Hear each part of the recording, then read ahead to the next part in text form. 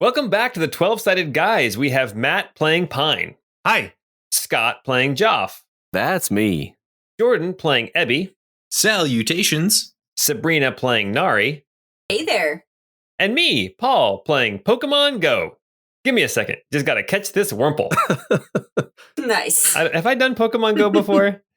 I don't think so. I don't think so I yet. love Pokemon Go. I'm tired of Wurmples. It motivated a lot of walks. It was good.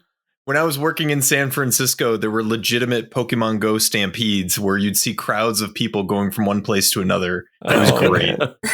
For a while, every time I saw you, Sabrina, I would re-download Pokemon Go. Oh, that's right. Yeah, Scott was cool with Pokemon Go too for a minute. Yeah. No, it was a lot of fun. Anyway, I caught that Wurmple. Okay, let's move on. All right. Okay, so this is about the time I normally start talking about our Patreon content, but in all honesty, all I can think about right now is how insane that fight was with the 2 Earth Sign bear giants and the 3 Tusker mini mammoths. What a slugfest. Honestly, it could have gone either way, but I am very glad it went the way it did, and we have 4 heroes and their ally standing, not to mention a couple of Alatons and my personal favorite, 2 Beekaboos, Bork. If that fight had you on the edge of your seat with excitement, then I'm sure there's someone else you know who would feel the same way. So tell them about us. Spread the word. Your friends and family and random people on the street like excitement too. Anyway, if you were like me and got confused why you couldn't just use a Phoenix down on Eris/Aerith, then this podcast is for you. It's the Crystal Codex, episode 41.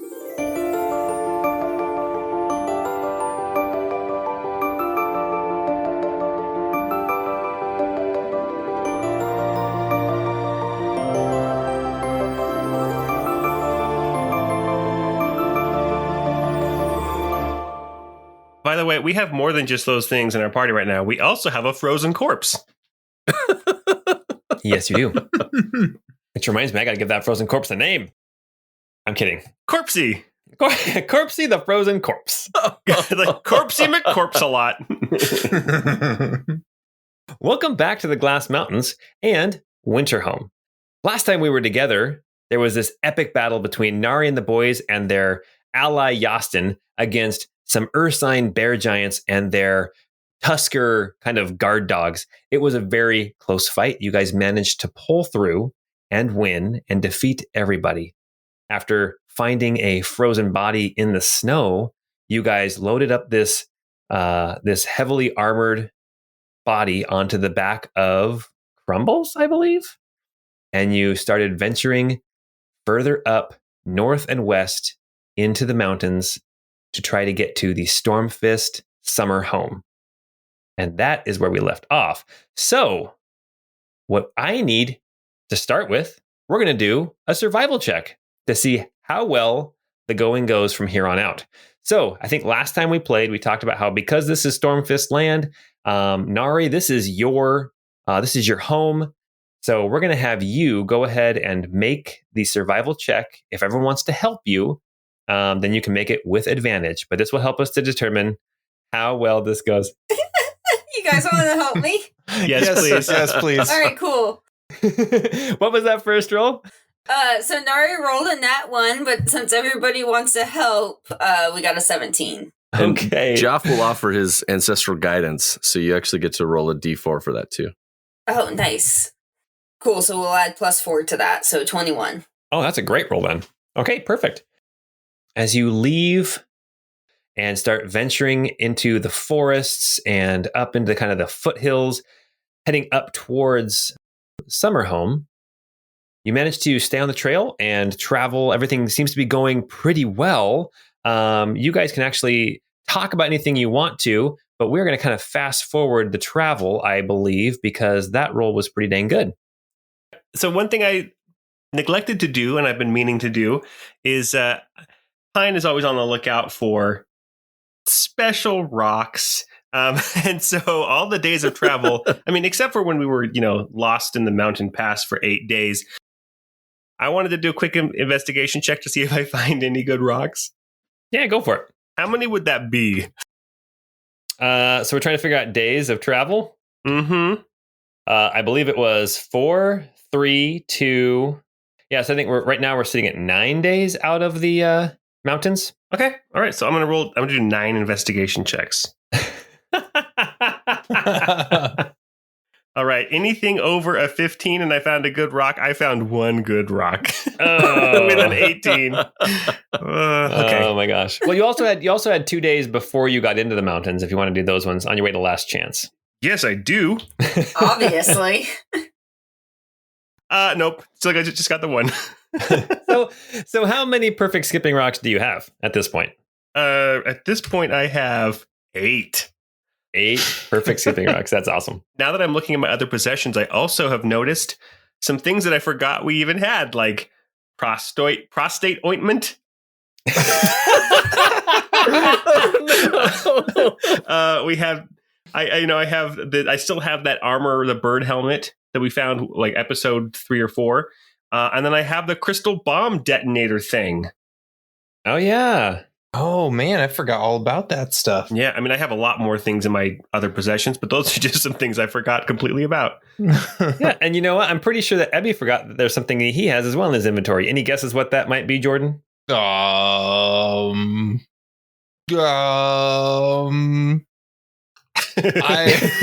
you saying gum?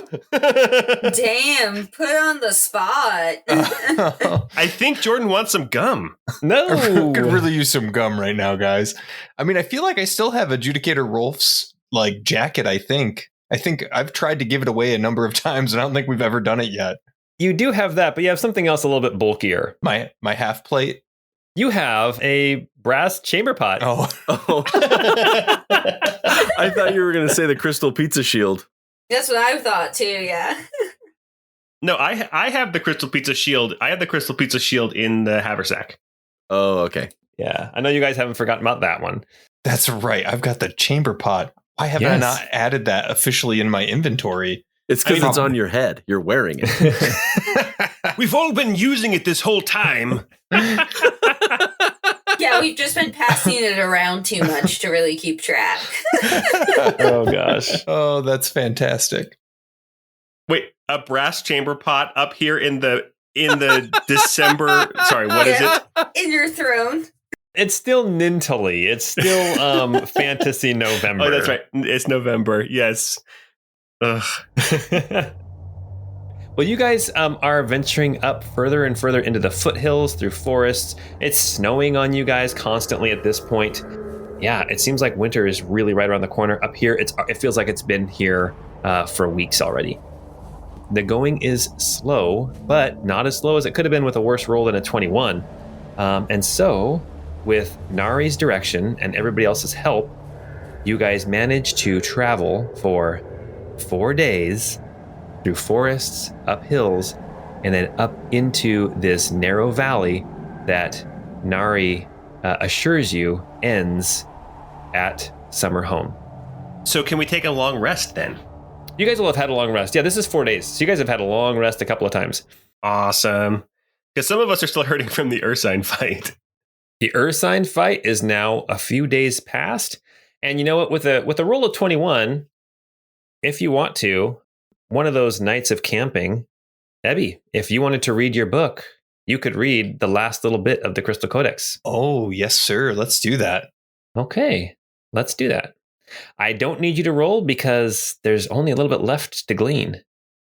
As you sit down one night for your normal kind of perusing of the Crystal Codex, and everybody else is kind of winding down for the night, getting into their beds or chatting by the fire, you pull out this book and you start to read. And the first thing you read, Arnium, he writes and describes things as if crystals are not inherently magic. They have to be juiced up, which I think you guys have already kind of figured out. He speaks of how they naturally change color depending on an insane algorithm that he laboriously describes. But it all boils down to this: red, evocation; orange, abjuration; yellow, transmutation; green, conjuration; light blue, divination; dark blue, illusion; purple, necromancy; and white, enchantment. As you read through this huge algorithm, this gigantic mathematical problem, it kind of boggles your mind a little bit, but you finally catch on to what he's trying to hint at.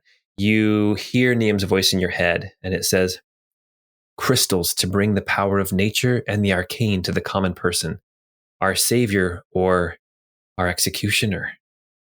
It's kind of a question. It seems like he was kind of talking to himself.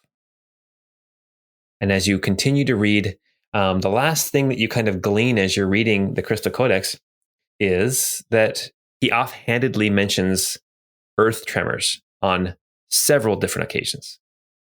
And as you are reading along and you hear him mention it like for the third or fourth time, you hear Niam's voice. It seems like it's a memory from the past. And he says, seems to be getting worse. Graydonley was hit so hard a few days ago that 26 buildings collapsed and hundreds are dead or unaccounted for, not to mention the fissure in Krith Kadar. And then he fades away.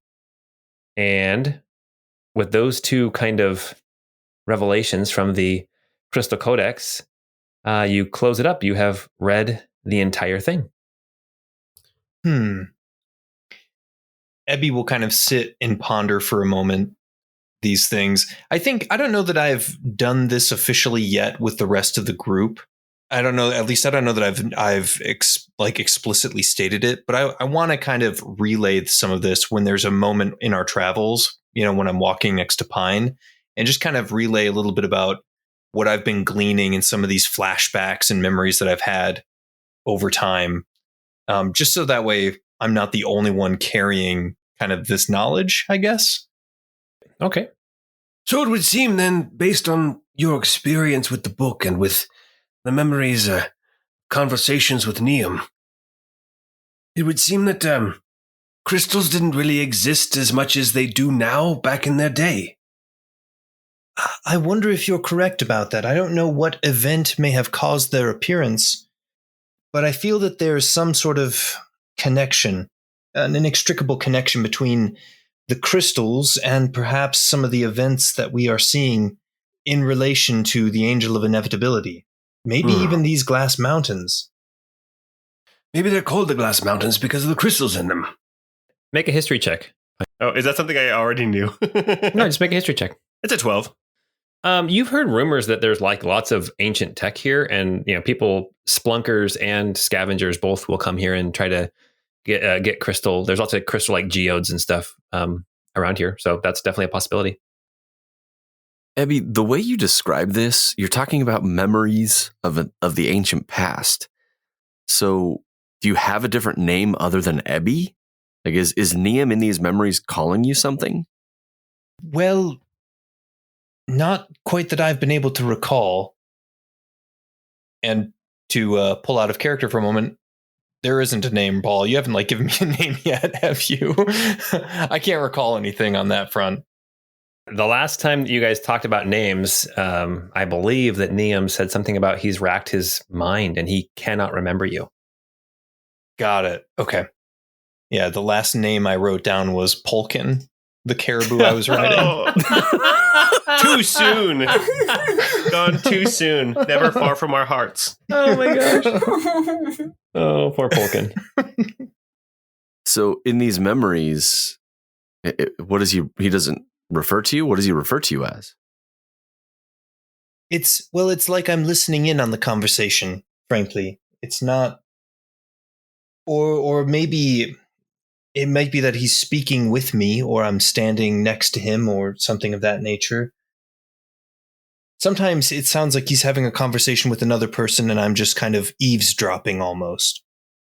Maybe you were a scribe or a clerk. I know that back in my time in the military, Tiny, Brimby, my valet, he overheard a lot, and he documented some of the conversations that I had, even though he wasn't allowed to speak up during them. That might explain why you seem to be a passive listener in those. It very well could be. I wonder if I was maybe a lab assistant or somebody like that to Arnium. I don't want to mean to derail anything, but where is Yastin as these conversations are going on? Is this are you guys having this conversation while he's off ranging ahead or off getting food or something? Or is he in on these conversations? I trust Yastin. We've bled together. Yeah, I would imagine after a few days we're a little bit more comfortable and he's probably around. He's also kind of stuck up in the mountains with us because of the implications. We wouldn't do anything, but the implications. I mean, with the amount of travel we've been doing, we have spent more time with Yostin than we did with each other when we started sharing a lot of very personal stuff back in and around Tabery. So I think with the amount of time we've spent together, we probably feel like we are at least very familiar with him and know him pretty well at this point, even if we don't necessarily out of character know a lot of the details of his life. Well, let me give you just a little quick synopsis of Yostin, then we can get back to the conversation. He has been fairly quiet, fairly kind of, I think stoic was the word. He's very kind of long suffering, as in like, and very patient. But he's not one to not laugh loud or anything like that. He is more than happy to share stories and things like that. But he's definitely more of a quiet, thoughtful person. Is he prone to strong drink? Is he a wine bibber? Sorry, the way you were describing it sounded very biblical in your descriptions of like the bishop should be this, the priest should be this. Oh, gotcha. No, he's you can tell that he's used to being by himself. He's used to being very solitary. So being around people, he doesn't like start conversations. He's more than happy to talk, but he doesn't really start things. He's perfectly content to ride along in silence for hours. So anyway, proceed with your conversation. Now, where were we? You had mentioned me possibly being a scribe. We had discussed a little bit of that, at least from what I recall. And yes, I don't know. I don't know fully. And do we have any idea what happened to render your people inert for so long? It seems like if Neum succeeded, if he saved the world from inevitability, then why is the Empire able to take your people and where are they? Why are they hidden? Why are they lost? I don't know where the rest of them are or why we did what we did. There's still a lot of questions that are out there. I don't know if I've expressed it to you all yet either. Since we were in Arkelvy and we were at the Eberly Manor, that's it. When we were on the way out, I bumped into another one of the Ormecs that was there in the courtyard, and there was a brief moment where it kind of flashed to me that I felt like I could reach out to them, but not with my hands, and possibly wake them somehow. But there was an instability there. There was some energy which I had the strong impression that there was a possibility that energy would be unleashed catastrophically if I tried. It's not a guarantee that would be the case, but there was a chance, and it didn't seem like the right time for it. That is very interesting. I'm also curious about how these earthquakes tie into all of that as well. Clearly that's connected. Yeah, you mentioned that Neum mentioned tremors. Was he just a big Kevin Bacon fan? Who isn't, if we're being honest? It really went downhill after the graboids came out. You take that back. Yostin, are there graboids in these mountains? He looks at you very confused.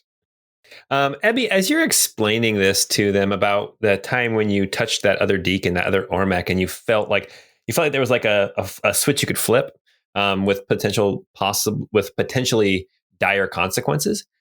As you're describing this, something about finishing the Crystal Codex and understanding a little bit more about your past, about kind of what went into basically creating, all honesty, the world as it is today, and creating these Ormecs, these deacons, you suddenly feel like that chance of success to wake up a deacon, suddenly you feel more sure of your ability to flip that switch. And in game terms, what that means is that if you touch a deacon and decide to try to wake it up, you can roll that with advantage. Ooh, very cool. Still potentially dire. Dire, but a little bit better. Everything's potentially dire. Do we know what kind of check it is? Have you said what kind of check it is yet, Paul? I have a whole written up basically depending on how like levels of success, that type of thing. And so I think I mentioned it already one time in the podcast. Basically, there's potential for destroying the deacon. That is a possibility. There's potential for Ebby to take damage or to be hurt in some way.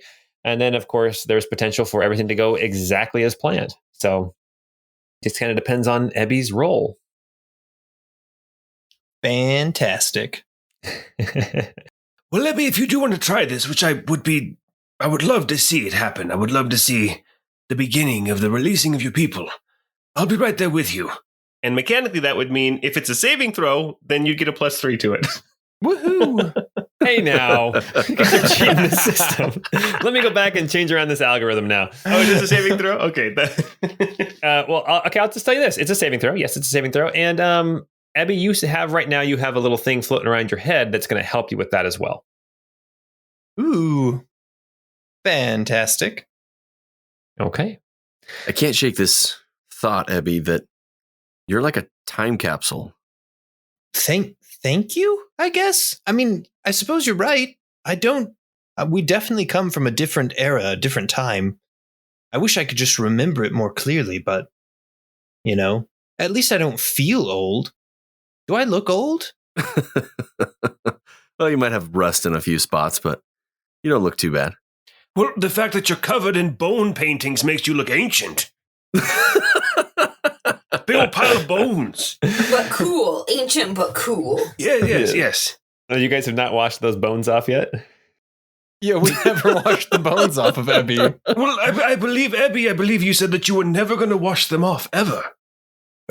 Oh, that is a throwback to something that you did say, Ebby. Oh, man. So I'm just taking it that it's canon. They're still there. I mean, unless you specifically say you're washing them off, they are there. So Bone Apple Tit is canon, and Bone Ebby is now canon as well. Bone Ebby. Oh, it's going to stick now. I will never wash this body. Wait. I want to know how Nari feels going up into the mountains, going home, and knowing that now, after so many years, and after a lot of confusion and some mystery about what's going on with your people, how does Nari feel going home?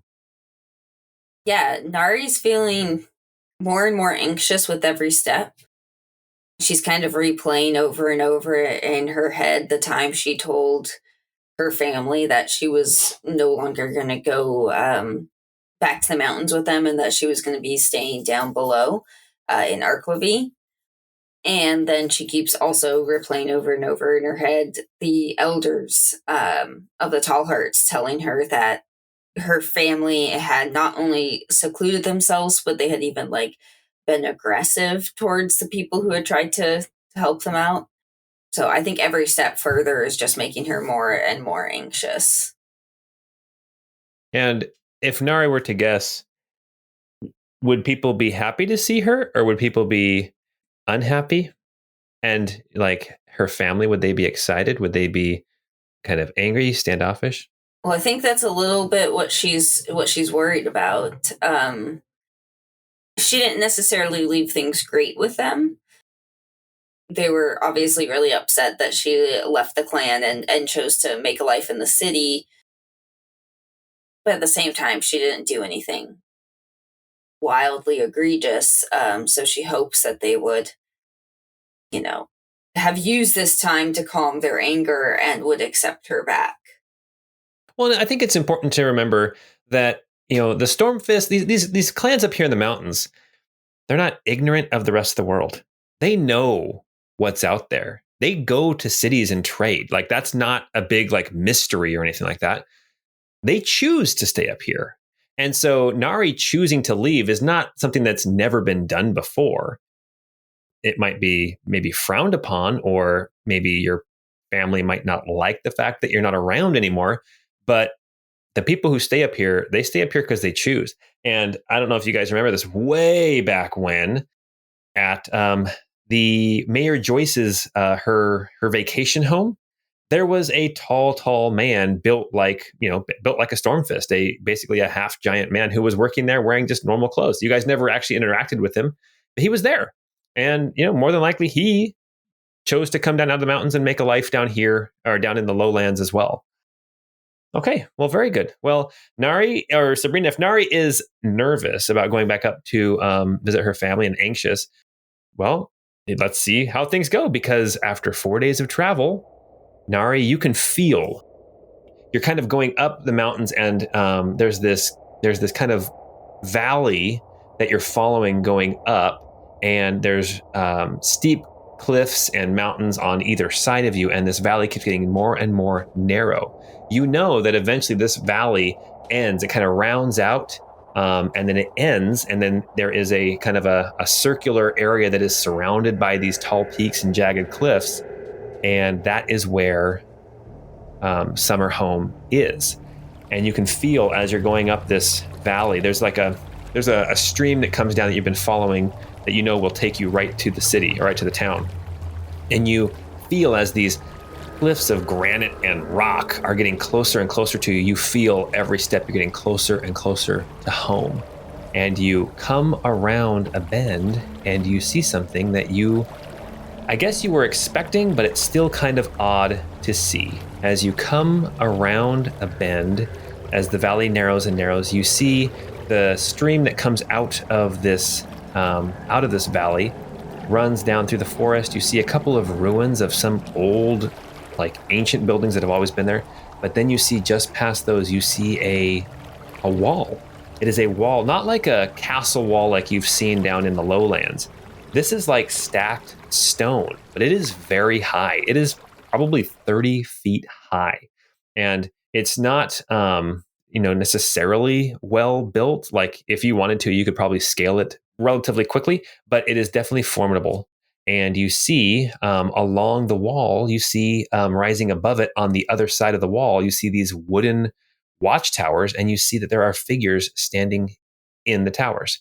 At this point, it's probably around 4 o'clock, 5 o'clock at night. The sun is starting to go down. So it's starting to get dark. It's kind of twilight or dusk at this point. And you are approaching Summerhome. You see this wall and you see these ruins. What are you guys going to do? Well, first, point of order. Do they have daylight savings time here? Yeah, how dark is it if it's about 4? So right now, we went back to standard time, correct? So 5 o'clock here where I live is dark. Yeah. So it's starting to get, the sun is going down and it's getting dark fast. Well, I think as much as this wall makes me incredibly uncomfortable, I think we should probably go up to the towers and introduce ourselves and try and get in for the night. I think we should dismount. I know that when we were at war and we were receiving couriers or envoys of unknown origin, they would always dismount. They would always clearly display that they were unarmed, and they would approach in a position of deference to our camp. Nothing scarier than a man mounted on a peekaboo. That's all I gotta say. Bork, bork.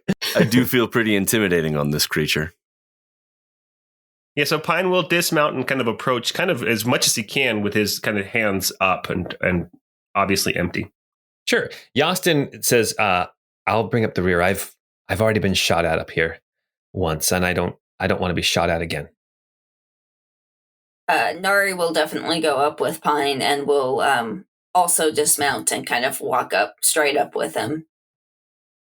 Straight up, confidently. She's faking it till she makes it. What are Joph and Ebby doing? Joph will dismount, but he'll hang back with Yastin. Okay. Yeah, kind of a similar thing with Ebby. He'll kind of pull his wrappings up a little bit tighter so that way he covers himself a little bit more fully, and then hang back with Joph and Yastin as well. All right. As Nari and Pine approach the wall, do you have any torches or anything? Are you lit at all? Dude, I'm super lit. What? Liddy has a titty over here. I'll have my red candle out. All right. But yeah, no, I'll let Paul, the red candle shine and let Pine have his moment. Thank you so much. The area is bathed in a in a red glow. And as you approach the wall, you hear call down from one of the towers in Ustranian. So, Pine, you don't understand this, but Nari, you do. You hear a voice say, "Halt! Turn back!" Hey, do I recognize the voice at all? Can I see the person?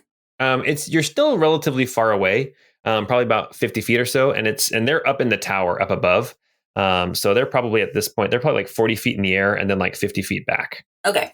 I'll kind of call out and be like, "Hey, it's me, Nari Stormfist.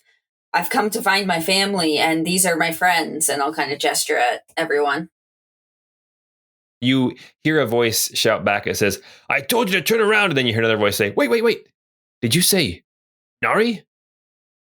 Yeah, Nari Stormfist. You don't really hear anything for a little bit. You're just kind of standing there. If you make a perception check, though, Pine and Nari. Pine doesn't understand anything that's going on. So just the fact that there's conversation and we haven't been shot at, he's just smiling like, things are going well. Nari rolled a 13. Oh, and so did Pine. Yeah, Pine got a 13 as well. Okay. Yeah, you guys can't, you assume there's some conversation going on, but you can't hear anything. And you guys actually, you can't see anything either. But there were definitely two voices, and it sounded like they were both coming from the same tower. After a while, you hear the second voice say, "Nari Stormfist, come forward, alone." I'll walk forward, and As soon as Nari starts moving forward, Pine will accompany her.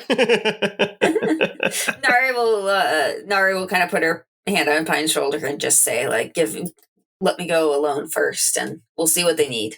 That makes sense. Okay. You walk forward all by yourself, and then you hear a voice call down and it says, "Light yourself up so we can see you." Nari will cast her light magic spell and kind of shine it like right up above where they are, so she can kind of see them as well, but sort of illuminating the whole area. Okay, as you do that, you see two figures in the tower. They both have bows, and they both bows actually do have arrows knocked, not pointed at you, but knocked, and they are squinting down at you. And one of them says, "By Lady Belra, Nari, stay there." And then you see one of the figures get down out of the tower and go down behind the wall. I'm gonna gesture to everybody to kind of come up with me. All right, Pine will now can move up, and he'll be like, It's going so well. I'm not quite sure that's the case, but they at least recognize me, so I guess that's a good place to start.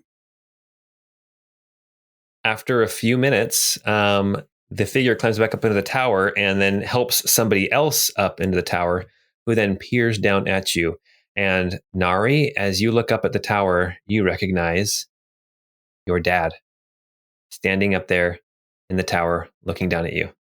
And he says, "Nari, you're back."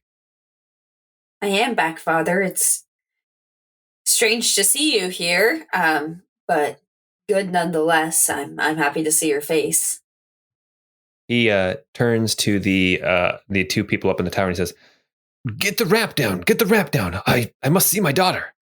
And then they climb down out of the tower, and then they start walking along the top of this piled up stone wall. And there is kind of this wooden platform bridge type thing that they kind of swing out. It's on some kind of a pulley system that they've worked and rigged up, and it's like a kind of like a crane pulley. It swings out over the side that you're on, and then it slowly lowers down and creates a rickety, shoddily built ramp, but it looks sturdy enough to go up.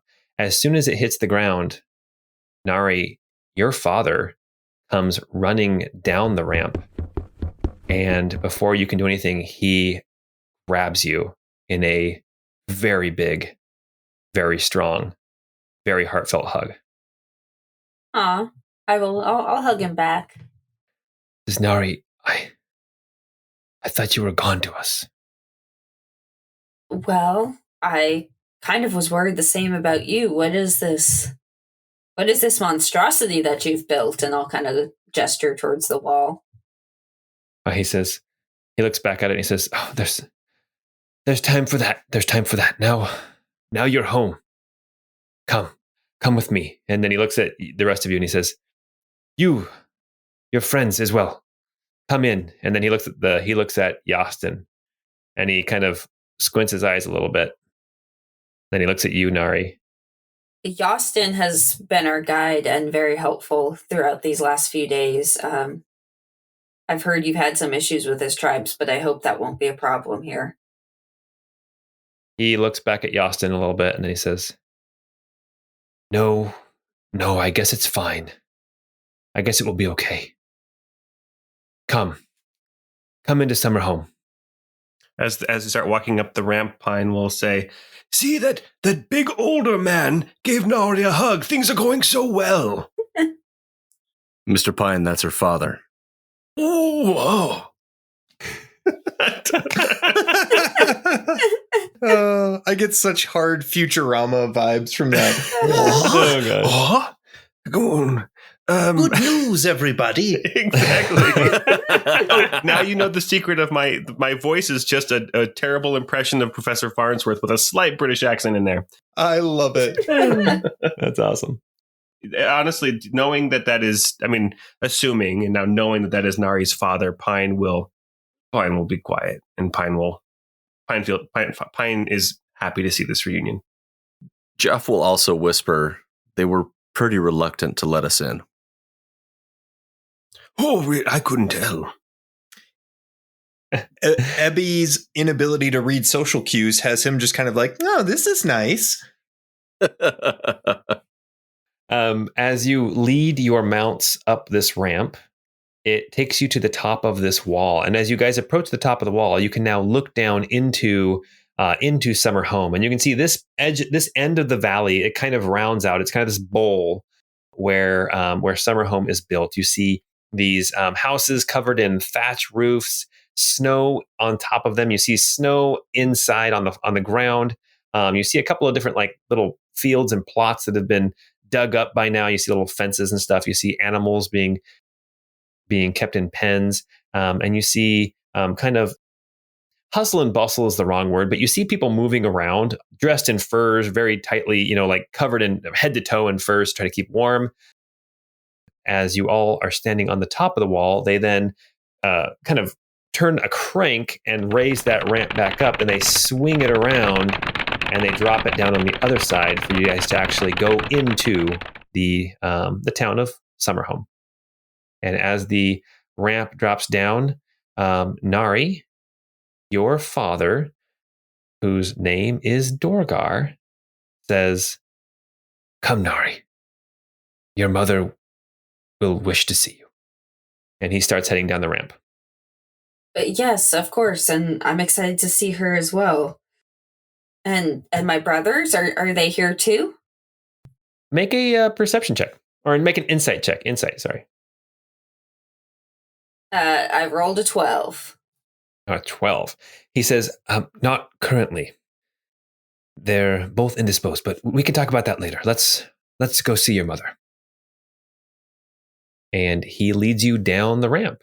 As you look in at the town of Summerhome, what happens here in the valley, you have a little stream from the west and a little stream from the east, and they come together and they join forces, and that stream then leaves Summerhome. It kind of goes underneath the wall, and that is the stream that you've been following. So there's actually some fresh water coming in out of the mountains right here for the Stormfist clan to use. And there's little wooden bridges that cross the streams in different places. But you see, for the most part, the houses are single story, made out of stone, thatch roofs. A couple of them are larger. Think like Viking long haul type things. And you can see that in kind of the center of the town, there is a very tall tower, which, Nari, you would know, that is kind of the quote unquote castle. That's the center of the government for the Stormfist clan. They call it the Leader's Tower. And then you can also see that there's like a longer hall just a little bit to the east of that. And Nari, that's like where they call it the Hall of Gods. And that's kind of where the religious center of the Stormfist clan is. And there's some other houses and things in here, of course. And then you see at the back of the valley, up on the north edge, you can see there's kind of this natural ramp, this natural causeway that goes right up to the edge of a cliff. And in that cliff, you see a cave. And Nari, when you see that cave, you remember specifically seeing that cave in your vision way back weeks ago when you had that vision of your people. It looks, well, why don't you make another insight check real quick? All right, I did better that time. 17. Okay. As you are looking at this cave, it looks bigger. It looks not dramatically bigger, but it looks like it's more open than it was. And as you're looking there, you also notice that it is there is like a wooden gate that has been built across it to keep it closed. Are people kind of coming and going, or does it look pretty deserted? So as you are looking at the cave, you see there is a gate across it, and you see that there are two people standing on either side. They are both armed. This is at a distance, so you don't recognize who the people are, but you see that it looks like it's definitely guarded. Gotcha. Okay. As you follow your dad down into this town of Summerhome, he takes you across one of these little bridges and into kind of the biggest part of Summerhome. If it's kind of split into pieces by these streams, the largest part is the north part. And he starts walking along some well-worn paths in the snow. As you guys are looking at this, you realize there's too much snow here for these paths to have stayed here naturally. Somebody must be clearing them, either a lot of work with a shovel or maybe some kind of magical means of melting the snow into paths. But he takes you along this path.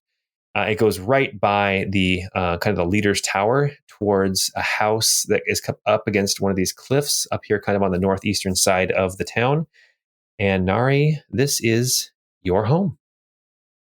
And as you approach the house, is this like my home? Like we came back to the same house every year? Yes. Okay, cool. This is your home that you come back to every year. Dorgar, your father, he walks up to the front door and he says, "Stay here for a second. I better prepare her." And then he walks in. As you guys are standing out there waiting for Dorgar, is there anything anybody wants to do? Guys might want to be on guard. I'm not quite sure what to expect here. Things don't feel right. Well, that's your father. He seemed happy to see you. Yeah, and I don't expect trouble from him specifically, but the whole town seems off. Those men at that cave, do you think they're keeping people out or keeping something in? I'm honestly not sure. It's a new feature on the landscape. We hadn't been mining, at least here specifically, in Summerhome, ever. Well, the path up to the cave, is that new as well? No, that was always there. Okay. And I guess maybe equally as important, I had no idea you had brothers, Nari. Oh, yeah, no, I have an older brother and a younger brother. It would be nice to see them. Father was kind of evasive with that, though, so hopefully they're okay. Joph asks if they're single. Well, so Nari, you have two brothers. I don't know how much you want to go into this, but you have two brothers. You have an older brother named, I think it's Tikris. Does that sound right? Yep. And then how do you say your younger brother's name? Tazar and Tigris, yeah. Okay. Tikris, the older brother, and Tazar, the younger brother. Joph, your passive perception is what? I believe it's 17. What's everyone's passive perceptions? Ebby's got a 15. Pine has a 13. 18. 18. Okay. Joph and Nari, as you are standing here just kind of waiting for Dorgar to come back out, you see that kind of above the door of the house, there is like sort of this wreath, this kind of it's like a wreath and a garland kind of thing. Not Christmassy, but there's some kind of like a decoration that you don't recognize being there. normally, but it's kind of a symbol of celebration. And it's above the door of your parents' house. Joph, you clock it. Nari, you would recognize that it seems like your parents may have been celebrating something. Interesting. Okay. So it's not something that would be like seasonal. It's like specifically for a celebration. Yes, exactly. Exactly. It's not like, oh, hey, it's Christmas time, let's put up the garland. No, it's like something happened, like maybe a wedding or maybe, a funeral. Gotcha. It's like coming home and finding a piñata in your backyard. Basically, exactly. Happens. Yes. That's a very good way of putting it. It's out of place. Something happened. You don't know what it is.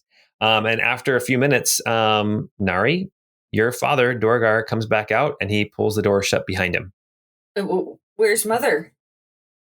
He says, she needs some more time. She needs some more time. But give her time, Nari. It's been hard. What's going on? What I see, it looks like you're celebrating something, but we have these barriers up. You're shooting at the tall hearts. Like what on earth is happening here? We're not shooting at the tall hearts. We're shooting at trespassers. We're shooting at people who do not turn around when we tell them to. It does not matter that they're tall hearts. Okay, well, that was really evasive. My point was what's going on up here, not shooting at tall hearts.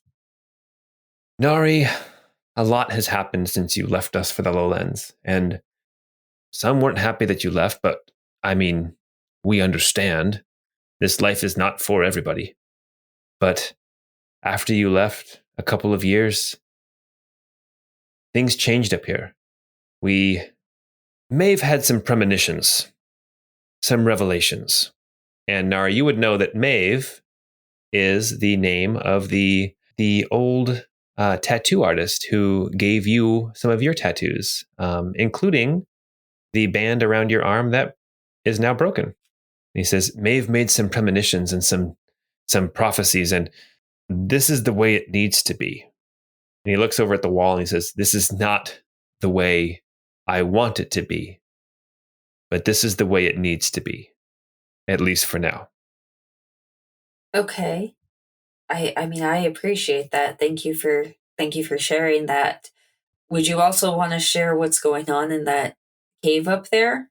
And I'll kind of point up to the two guards who are kind of guarding it. He says, that is a Stormfist issue. And he puts his hand on your shoulder and he says, Nari, if I had my way, I would tell you. But we need to make sure that you are still a Stormfist. And you get the impression he's not saying like, are you not really who you say you are? More like, have you been tainted by the lowlands? Rude. And what of Tikris and Tazar? Where are they?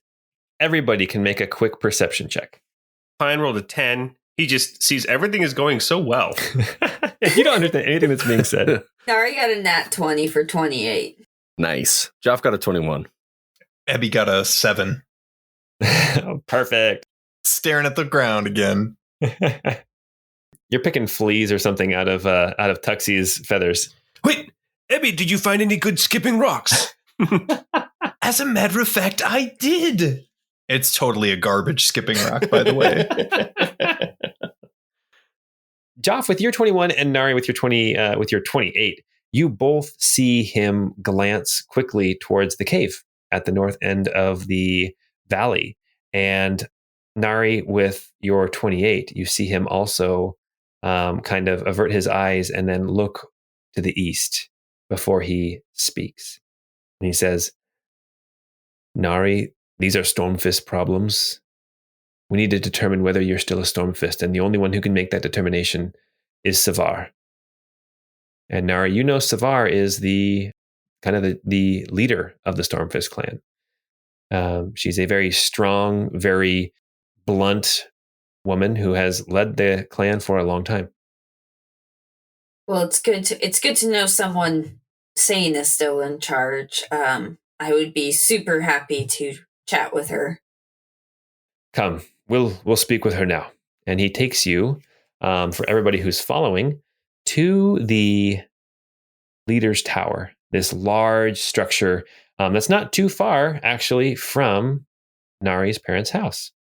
Really quick, as they're talking and we start walking, Joph wants to look at the tattoos of her father to see if there's anything strange happening with them as happened to Nari's.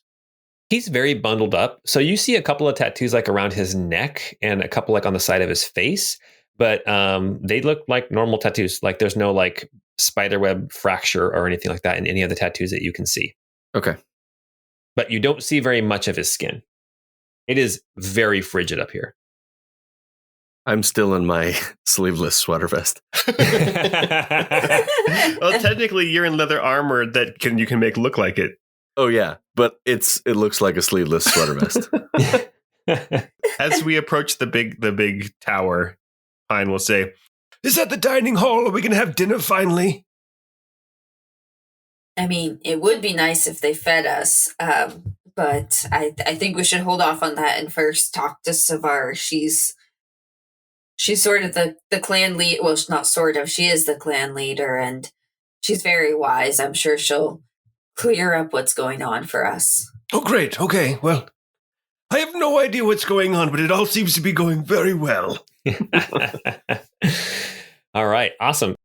As you guys go into this tower, as you go in one by one, a guard standing at the front of the tower, he puts his hand on Yastin's chest and says, "Not you." Should we be worried for Yastin? Yeah, he's with us. I'll kind of speak up and say he's with us. The guy who put his hand on Yastin's chest says, "No harm will come to him as long as he doesn't try anything stupid. But we know he's a tall heart." He looks over at you and he says, "We still have to determine whether you're still a Stormfist." Okay, well, as long as nothing bad happens to him. Joph will put a hand on Yastin's shoulder and say, "This is my friend Squire. If you need anything, tell him to come relay a message to me. And I will connect him with me through Squire so that he can communicate with me for, let me roll a d8, 4 hours." Okay. He looks at you kind of confused, but he nods. And Yastin is left outside of the tower as you guys all go in to meet Savar. So you go into this tower. This the ground floor of this tower is a stone floor. It's got wooden walls. It has windows all along multiple sides, and in the center there is kind of this a bowl, kind of a pit.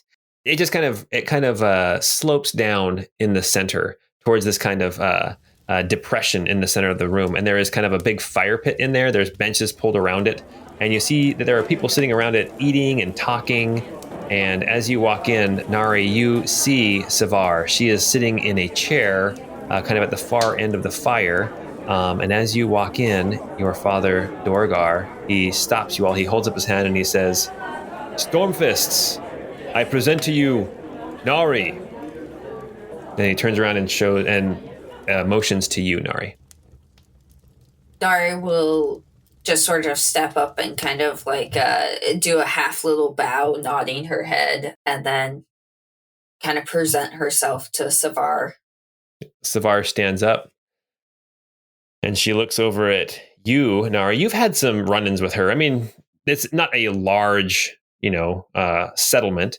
And so you've had run-ins with pretty much everybody. And she eyes you up and down. She says, "Nari, come back to our mountain. You think you're still a Stormfist?"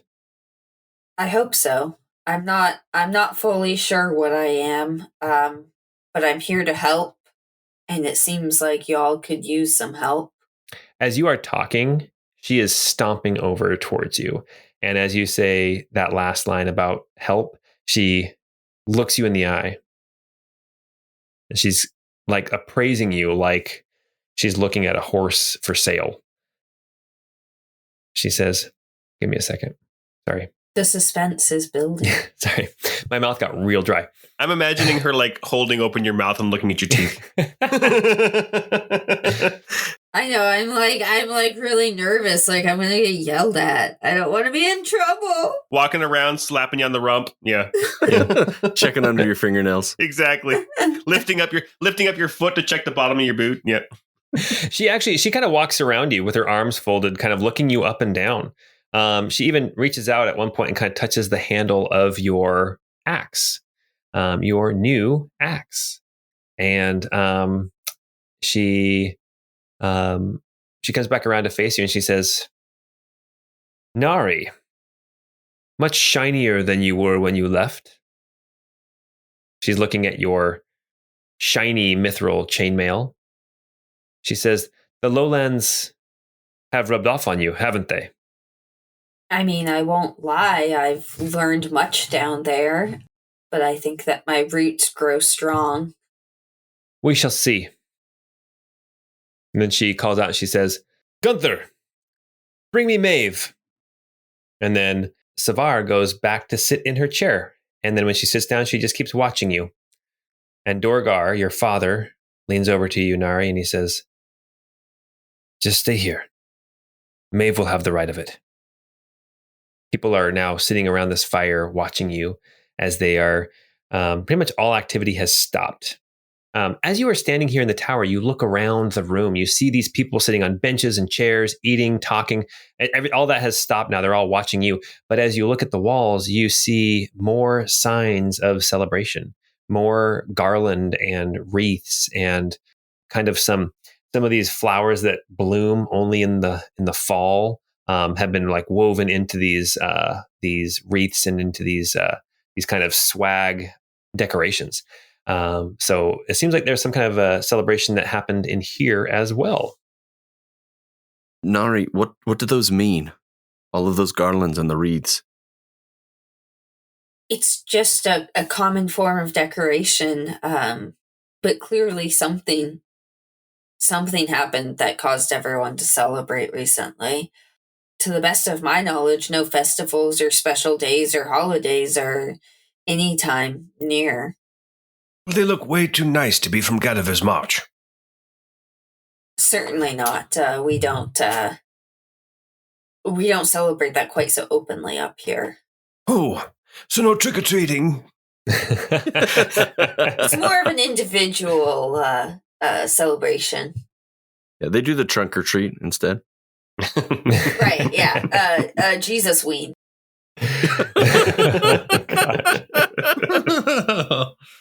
All right. As you guys are standing there having this slightly blasphemous conversation, the door opens and then some of these like hanging furs are kind of pulled aside that kind of keep the cold air out of this main tower. And in walks a very old, very hunched over figure. She is hunched over to the point where she is probably only about 6 feet tall at this point, which for a Stormfist is quite short. And she has this man walking next to her. Now, Nari, you would recognize these two people right away. You would recognize that the old woman who is hunched over, her name is Maeve, and she is the one who does kind of the divination through tattooing that is so common here in the Stormfist clan. And the person walking next to her is a man named Garum. And Garum is unique in the Stormfist tribe. Now, Nari, you would know this already, but I'll just kind of explain it to other people. Garum is her living, what's the word I'm looking for? He's her living canvas. And so when she receives kind of the urge to have a divination or a prophecy, she tattoos it onto Garum. And so this man walking next to her is tattooed every inch of skin that you can see. So like the back of his hands, the palms of his hands, his face covered with tattoos. And you know that he often accompanies her. He does have like a normal life as well. But when she needs to make a divination, she will have him come and she will divine through the art of tattooing on Garum, her living canvas. They come walking into this tower. And Maeve comes walking right up to you, Nari. And you have met her before because she gave you some of your tattoos. She walks right up to you and she looks up in your eyes and you can see wrinkled skin and white hair and just kind of a little bit of some of the just the wrinkles around the mouth. You can tell she's missing teeth. Just a very an ancient old woman. And she reaches up and she touches your chin and she looks you in the eye. Do you want to say anything to Maeve? Actually, no. I think Nari's kind of gonna keep silent and let somebody else make the first move. Everybody else in this room, it is deathly quiet. Everyone is watching this interaction. Maeve is looking up at you in your eyes. And Nari, after about 30 seconds, she gives you a little wink. And then she lets go of your chin and says, "We have a Stormfist back with us." And then everyone cheers. Nice. Nari's gonna break into a smile and kind of turn to the crowd and kind of like raise up her arms like victory style. I told you everything seemed like it was going really well. When you turn around and raise your arms up, your father grabs you around the waist and lifts you up off the ground and squeezes you so tight. And he says, "I knew you were still a Stormfist. I knew it." And then he puts you back down. All right, home skillet. Sus. It's still sus? Is that what you said? I said, yeah, it's still sus. I don't know. I kind of honestly like to turn my attention back to Maeve. I'm a little bit more concerned as to if she has any sort of information for me. She pats your hand and she says, "What is it, child? What bothers you?" If one were to have a disruptance in their body modification and art, have you heard of these kinds of things happening? She looks confused. She says, I don't think I understand. You mean like a scar across one of your tattoos?" Kind of sensing that she doesn't get it, I will say yes, yeah. Yes. Will the tattoo heal back over that? Will the color kind of come back over that scar? She says, "It's an omen. I would need to read it and see." Okay, well we'll have to do that sometime. But thanks for declaring me part of my family. I appreciate that, and I'll kind of try to mosey on away from her. Yeah. As she's walking, you hear her faint elderly voice call out and says, "You'll always be a Stormfist. I knew it before I looked in your eyes." So you are now in this tower. Everybody is here. There's the drinking has reconvened. People are eating. Dorgar is beaming from ear to ear. And what are you guys going to do? You are now here in Summerhome. It appears that you are welcome in Summerhome. And that's where we're at. Does this mean that Yostin can join us? Who are you asking that to? Because nobody understands what you're saying except for your group. I was asking my group, yeah. Nari will definitely go to the doorman and, request that Yostin be brought in and given like the nicest meal as recompense for being left out in the cold. The most burnt meat. Make a perception or a persuasion check. Hey, I'm not very good at that, but I got an 18. That's amazing. You see the guy at the door who's kind of standing there with Yostin. Yostin is kind of he's kind of doing like a squat down thing. He's kind of huddling up against the cold. The guy at the door kind of glances back in and looks at Savar sitting on her chair, who gives a very slight nod. The guard steps aside and says, "All right, Tallhard, don't do anything stupid." And then Yostin is allowed in, and he comes to join you. And as he's walking in to you, Nari, he says, "Thank you so much. I was beginning to think maybe I made a mistake coming here." Well, don't be too sure that you haven't, but eat some food and enjoy yourself while you can, for sure. All right. As you sit down and start, grabbing some food off of like some platters and things, and start eating, Dorgar, your dad, is sitting there next to you, and he says, "So, Nari, tell me what's been going on with you? What's your life been like in the lowlands, and what has brought you back to see us?" Yeah, so I don't think Nari is actually eating. She's sitting there, but she is clearly really uncomfortable. But she'll kind of politely turn to her father and say, well, I've been doing a bit of traveling and you know, making my way here and there as one does. You think that now that I'm a Stormfist we could see Mother again? He kind of loses a little bit of his happiness and he says, in time. In time. It concerns me that is she unwell? No. She's angry. Oh. He reaches over and kind of pats your hand and he says, she'll come around. She'll come around. We were all a little angry, but we all came around. And do I believe him? Like do I believe that that's kind of what it is? Make an insight check. 13. You have no reason to doubt him. Okay. I'll kind of smile and say that's fair. She has reason to be angry, and I'll kind of turn in and start eating and kind of getting into the meal. Joph will ask, clear his throat, and say, "Sorry to pipe in, but what are you guys celebrating?" He looks over at the walls at all the different decorations, and you see his smile come back, if possible, even bigger. And he says, "We've had a prophecy come true.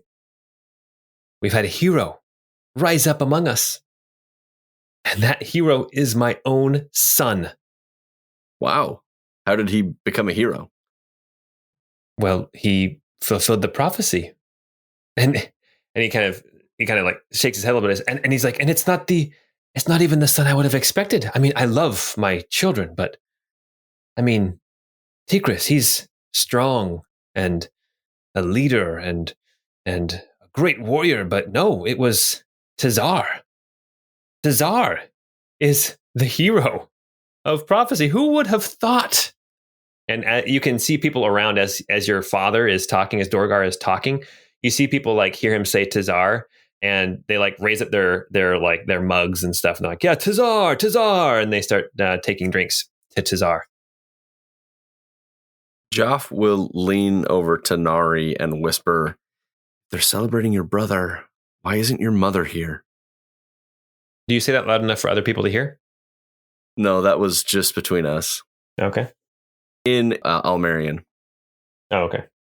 I will respond in Elmarine as well and say, I mean, it seems like the celebration has gone on for a while. Tazar isn't here either. So the whole thing is off. I feel like we can't go to bed without understanding what the hell's going on with Tazar. Like, I can't go to bed not knowing why my brother's a hero. Pine's looking for whiskey. Are you walking around looking for whiskey? Shouldn't be too hard to find here. just walking around looking for something strong because he's cold and he's been traveling. Fine, we'll get back to you in just a second. You ask your father Dorgar about why Tazar is a hero? Yeah, no, I will. After kind of everybody toasts him, I'll kind of turn over and ask and say, what did Tazar do? What's his legacy? He says, he fulfilled the prophecy by breaking his band. Oh, sorry, you weren't here. No, there's a prophecy. Maeve can explain it better. It's on Garam's shoulder. But yes, a prophecy of what to do about the cave. And the prophecy indicated that somebody, a Stormfist, needed to break a band. And who would have thought it would have been Tazar? What's in the cave? What does this have to do with the cave at all? Another prophecy. This is getting beyond me. You'll have to speak to Maeve or Savar about that. I'm not sure. I haven't been in the cave myself, but treasures, glory, that kind of thing. Hein, you are walking around in this tower looking for something to drink.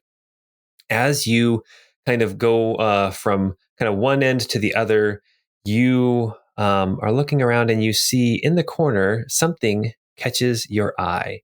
A glint of metal, brassy, maybe copper.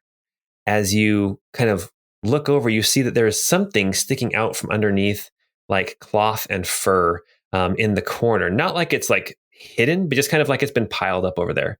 And Pine, you see the arm of a deacon sticking out from underneath a fir in the corner. Ooh.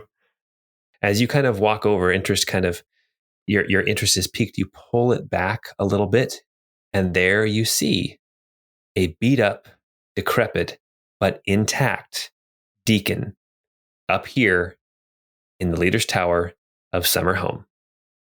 And that's where we're going to stop for tonight.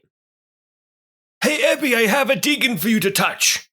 Oh, I love touching things, Pine. Oh my gosh. Oh man, we gotta Awesome. figure out what's in that cave, guys. All right. Well, there's a cave. There's 2 missing brothers. There's a deacon up here, and there's an old lady who does tattoos. What else do you need? My goodness. Got a right proper party going on. I didn't find the whiskey, though. No, you did not find the whiskey. All right. Well, hey, thanks everybody for playing, and thanks everyone for listening. Hopefully this was a fun, exciting episode full of some intrigue and some mystery, trying to figure out what's going on up here in Summerhome with the Stormfist clan. If you like what you hear, tell a family member, tell friends, tell everybody you know. Tell your dentist. Tell your dentist, everybody. Tell your podiatrist. Play it out loud while you're sitting on the subway. Tell your chiropractor. Tell your gynecologist. No, don't tell your chiropractor. There's only one chiropractor you should be talking to, and that's me. Anyway, Yeah, drive across the country, and you can only work with Paul. That's right. That's right. My back really hurts from driving across the country. Oh my gosh. Awesome. Okay, you guys. Well, hey, we're going to close it up for tonight. Tell a family member, tell a friend. And until next time, have a great time.